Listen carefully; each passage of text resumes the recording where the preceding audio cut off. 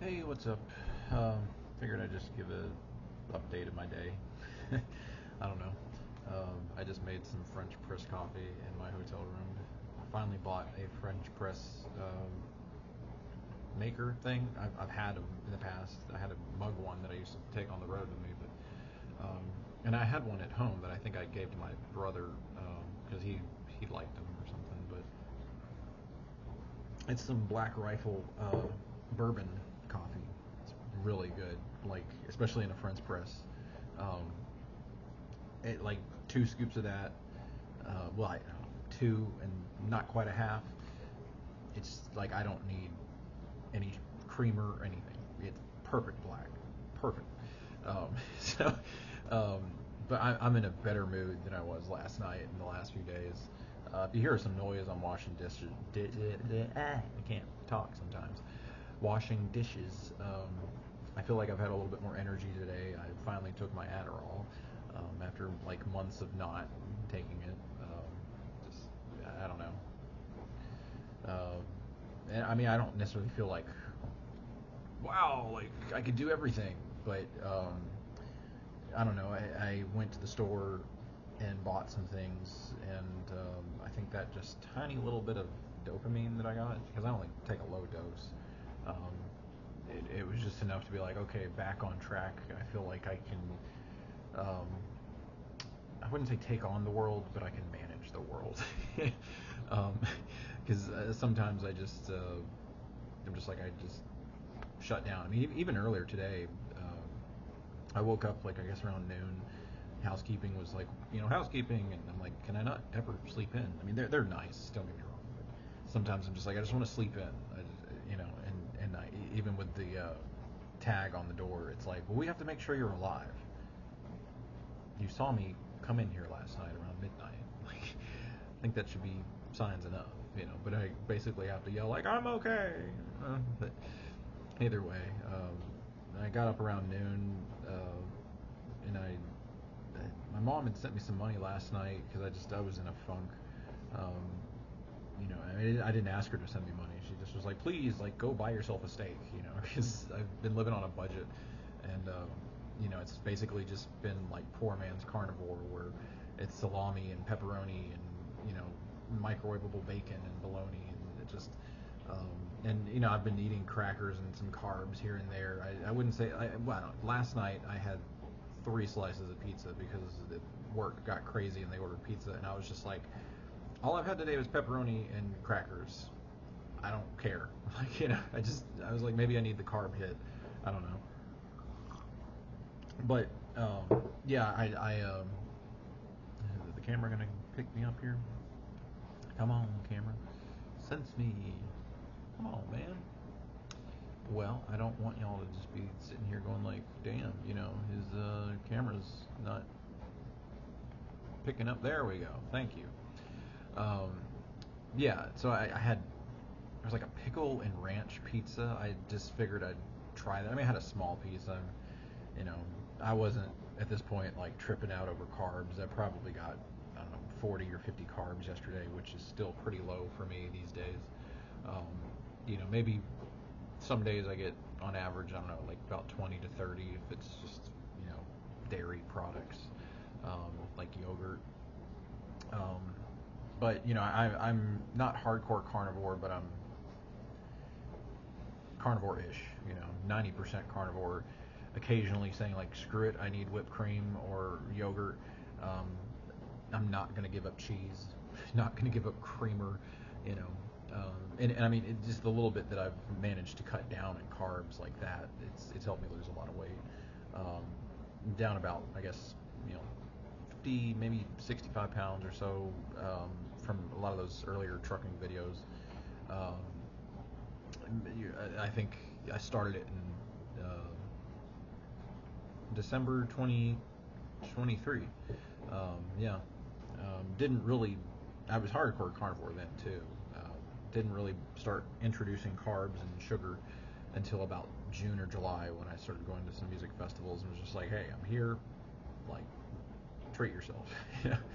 um, but anyways, I finally got some meat and real carnivore-ish food in me today.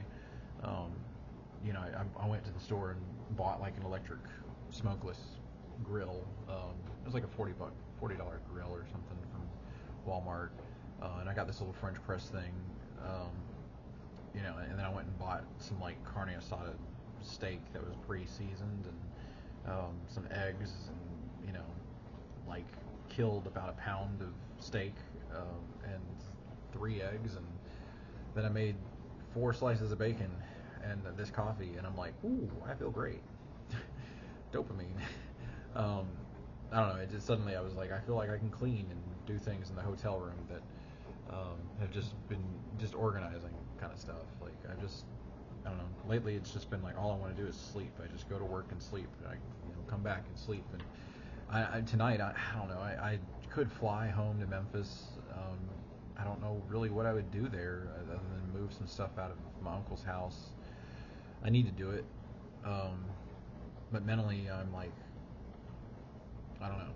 I don't know what I would do here tomorrow or Wednesday on my days off.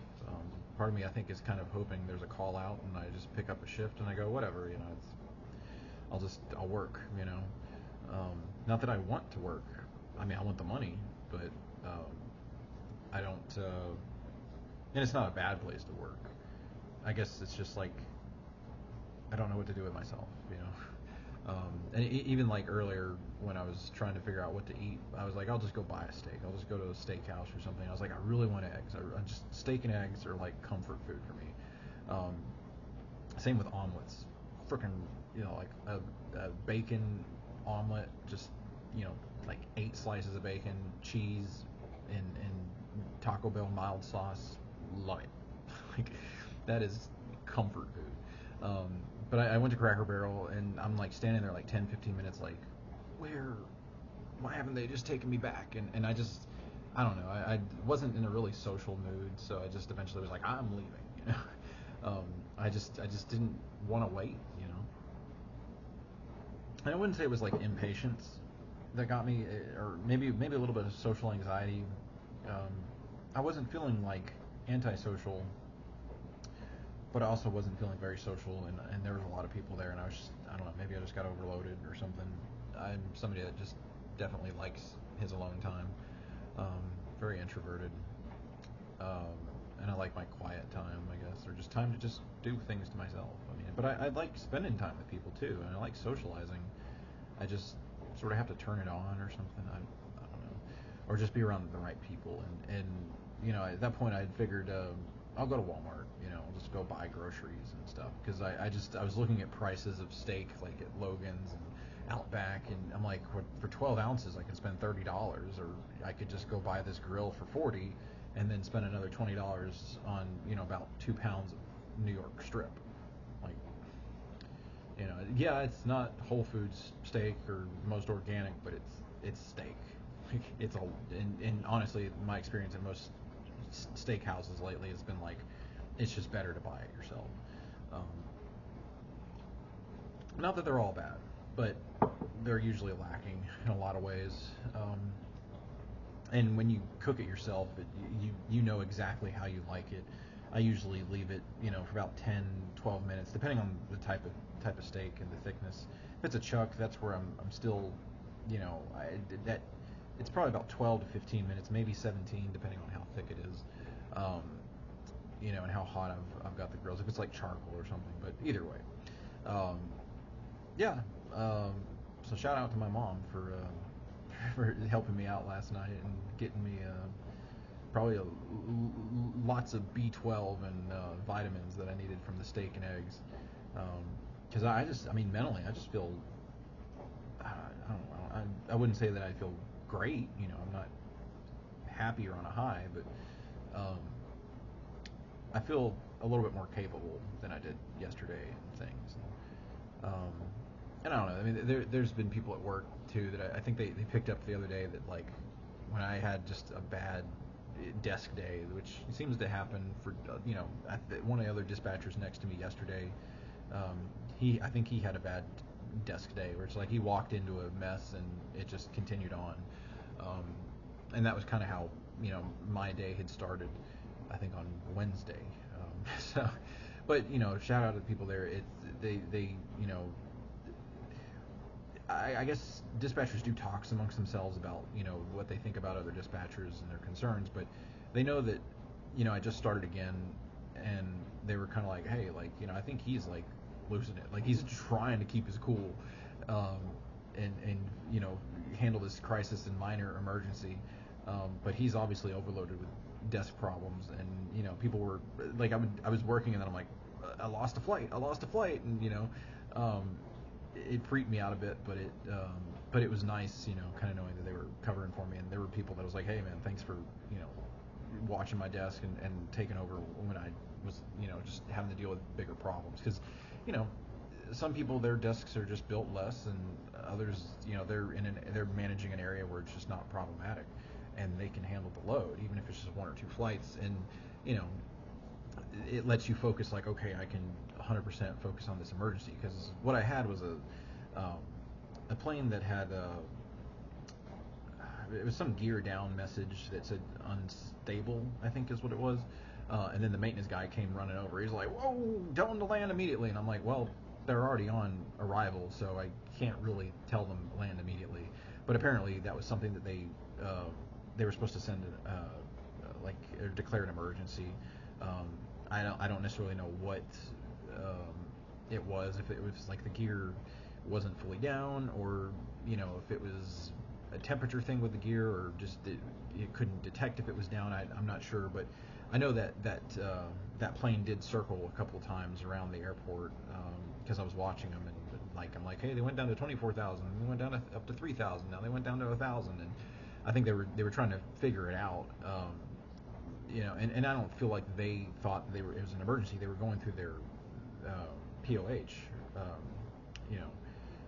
or is it the POH? It's the pilot handbook. I don't know. They have that emergency handbook that that they have in there. Like, if something goes wrong, it's like, here's the next couple things you do. And if they didn't feel that it was an emergency, that's probably, they're talking to ATC saying, hey, I know we're about to do arrival, but we got to figure this out. So if you can hold traffic around us and stuff like that until we do. And that's probably what happened. Everything went down fine. Maybe could use a better choice of words there. Everything went smoothly, and they landed safely. Who knows if they even told the passengers? They might have just said, "Hey, we've got a mechanical issue with the landing gear. Give us a second. We're here, but it's gonna take a minute." And I've been on those flights too. I remember, one Northwest flight when I was a kid, where it was like the landing gear just didn't fully deploy, and they have procedures for a lot of that stuff, and but that was the big thing I was dealing with, and I had like another station call me, and they were like, "Where's our release?" And I'm like, "I'm sorry, I had a emergency I was handling, and it's coming in just 5 minutes." "Well, we're supposed to be loading people right now, and like, I'm going to report you and say that this dispatcher was lazy." And I'm like, "Lady, don't talk to me that way today. I just can't deal with it." I was like, and I just hung up on her, like, because I tried to be professional, but I'm like, even the coordinator looked at me like, it's cool, like, like, we got your back, we know what you're dealing with. And if I'd been around a couple more months, I don't know if maybe that day in some ways would have been more manageable. Maybe I would have been more prone to asking the people around me, like, hey, can you take a couple flights? I'm dealing with this. But I kept thinking, like, I got it, I'm managing it, and then I would have like a reroute, or somebody else call me, and it just, you're working on a flight and you get pulled away, you're working on a flight, you get pulled away, and then you have somebody call, and then you get a message about an emergency, and you're like, like, that's what I'm supposed to put all my attention to. Everything else can wait. They can delay flights, it's not a big deal, or they can pass them out to somebody. But I just, I wouldn't say it was like pride or anything that made me not want to share the flights with anybody. It just, or embarrassment. I just, I felt overwhelmed, but I never felt like I wasn't capable of catching up. It just felt like I was just getting hit with attention stealing things. Um, And then, once I started working on it again, somebody else is calling and complaining because I don't have their release, and I'm like, please, like, just give me a minute. If I just would have had, like, 30 minutes of just straight work on those release, I would have been okay. But it worked out either way. But it was something funny that one of the other dispatchers talked about and noticed. And he was like, yeah, I had to fix something you did later on in the night, and I was like, thanks for catching it. Like, and it wasn't anything that anybody else hadn't done. It's one of those things where I mean, the desk, when I took it over, it was the same kind of scenario where just towards the end of the shift, like, you're looking at numbers and clicking on things, and on a really crazy weather day like that, it's easy to mix up a 700 and a 900 and the penalties you're supposed to apply. It's easy just to say, oh, I forgot there's a wet runway, or I was clicking, like, I had one flight that's going to GSO and another flight going to GSP, and I thought it was, one has rain and the other doesn't. It just it's little things like that. But it's the nice thing with aviation is that there's a lot of people that look over that stuff too. Like, you've got other dispatchers that are when they realize you're overwhelmed, they're kind of like, hey, let me help them out. When I build a release, there's a pilot that's looking at the release and going, well, hey, I think you got the penalties mixed up for the 900s over the 700s. And I mean, the other day I had a pilot call me, and he thought, because it was a tail that had the tail number ended in 7, or no, it started with the 700s, which are the legacy 700s. And he was like, I think this is a 900, and I was like, no, it's a 700. It's just it has a 700 tail number, and they start out at this, and then they go to that, and then he saw it. Oh, okay, I got confused. I was like, dude, it happens to me. But I'd rather you call me and me double check as well than you take off and be like, oh crap, we applied the wrong penalties. So that's the nice thing with the aviation community, and it's something that I when I see all these trucker videos online about people complaining about how they don't get guaranteed pay, and or they have a guaranteed pay, but there's all these stipulations, and and just crazy stuff like that. It reminds me of, like, why trucking is so much more fatiguing and abusive in some ways, and toxic. There's a lot of good people in trucking, but I'd say 7 out of 10 people that are running the trucking industry are bad. There's a lot of better drivers out there than there are managers and fleet managers and companies, but the majority of them are, and I wouldn't say that they're like bad, like killers bad or something, or murderers and rapists kind of bad, but they're people that they know how to take advantage of drivers. They know how to put more money in their pocket, whether it's through a bonus that they get because they run drivers harder, or they get them to drive more miles and give up their home time, or they simply save the company money by finding ways that those drivers don't get their guaranteed pay. It's things like that it makes that job not worth it in a lot of ways. That you as a driver, you're thinking, I'm going to at least get $1,000 this week, or $1,200, or whatever your guaranteed pay is. You run 2,500 miles, 3,000 miles, and you're like, man, it's going to be great. Oh, well, your truck broke down, and you didn't start your shift when I told you, or we changed the fuel stop, or we gave you a late load, and that doesn't qualify you for the. I mean, there would always be some excuse for the guaranteed pay, and instead of just going like immediately thinking this company treats me like shit, they don't value my work, they don't care about me. You start thinking, well, yeah, I probably could have not stopped to pee 2-3 times on that load, and it would have been there an hour earlier. Yeah, oh, that would have made a huge difference. You could have woken up right at the end of your 10-hour break. Gotten every little minute in. Maybe you could have got one extra load. That would have made a difference. And you should have pulled over every time you get a message from your fleet manager or somebody, or a dispatcher, and they because they changed the fuel stop 50 miles away from where you're supposed to be getting fuel, they want to say, oh, you got to go to the next pilot 10 miles up. They can't call you, tell you that, like, hey man, we had something, I don't know what's up with this one, but we changed it. No, they don't want you to know, because they can take away that $1,200 weekly guarantee and say, well, we only paid him $400 this week for his 6-7 days out in the truck. Oh, you didn't start when the payroll starts, which is Sunday at 2 p.m. You started Sunday at 3. What? I mean, crap like that, like really petty shit. It's terrible. And then there's companies like Western Express. I get that they're second chance companies, and a lot of people have to go to them because they have accidents in their records. Maybe they've had a drug charge. Like, not to judge people, but they know what they are, and they know that they can take advantage of people. And there's companies like Tribe and Super Ego that basically have been built around the fact that, like, we're going to get the worst of the worst, or the people that nobody else wants, and the few that will actually be good and try will be here 6 months and they'll leave. But the rest of them, like, we can pay them nothing, and we'll get all the money, and they'll believe that they're going to stay 6 months, but they don't.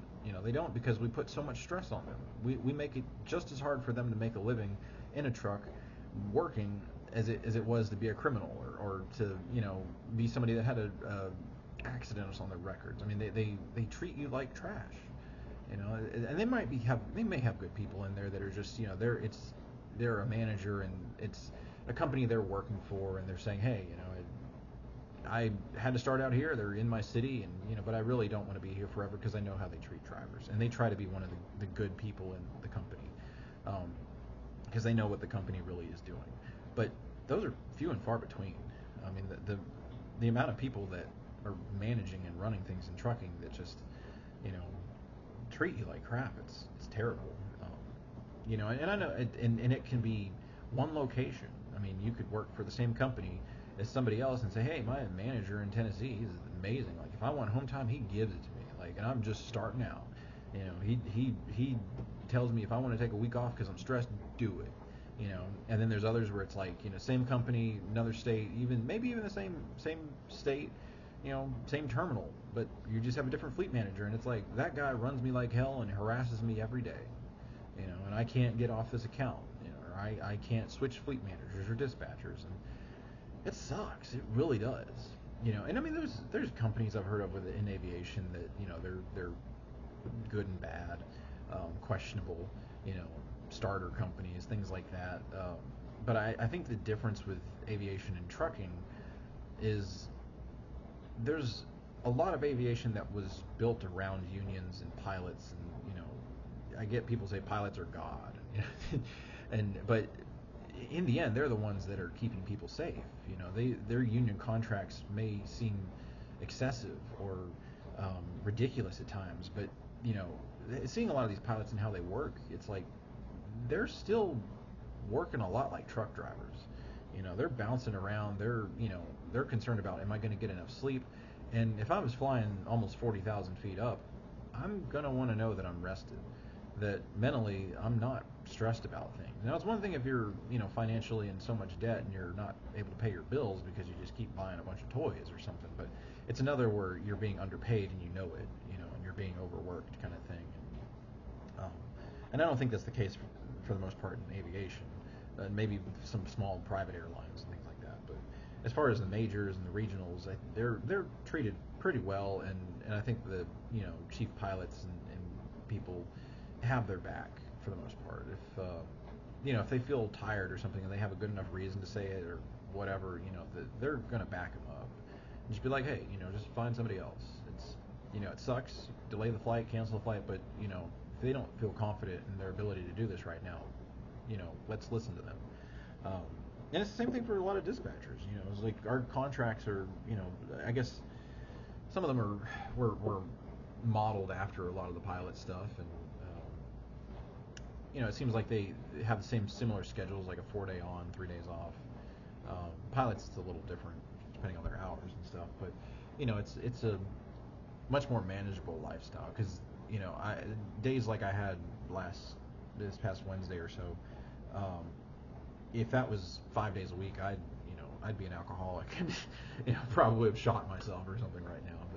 But I mean, I'm joking, but it was really overwhelming, and to have to deal with that day after day would be a lot. And I've heard of airlines that were run pretty rough like that. Some dispatchers were grateful to be here at PSA or other places, because they're like, man, this last company just they wore me out. They never hired anybody, and they worked us to the bone. And yeah, a lot of us want overtime because it pays really well, and but I'm also one that's like, I want my time off. Like, I just mentally am like, I want the money to do things I want to do, less so to have toys and things. I mean, if I can buy steak and eggs until I die, I'm happy. I don't need like 5-star restaurant stuff, but do I want a car that runs? Yeah. Do I like to have a place that I can live that is affordable and it's not in a bad area? Sure, I'd love that, but I don't need a Porsche, or maybe I wouldn't mind having a nice high-end hi-fi stereo system at some point, just because I'm an audio geek. But I think I'd rather have some old recording console and some NS10s, and feel like I'm mixing records in the 80s, because that's what I love. I don't know.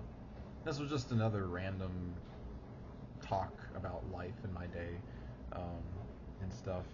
It's already gone 26 minutes. I tell myself, like, I'm only going to be 5 minutes, 10 minutes, 12. But, here I am, 26. But yeah. So that was my day. Shout out to my mom and my parents for helping me out and sending me a little bit of cash just to get steak, and eat well, because I hadn't.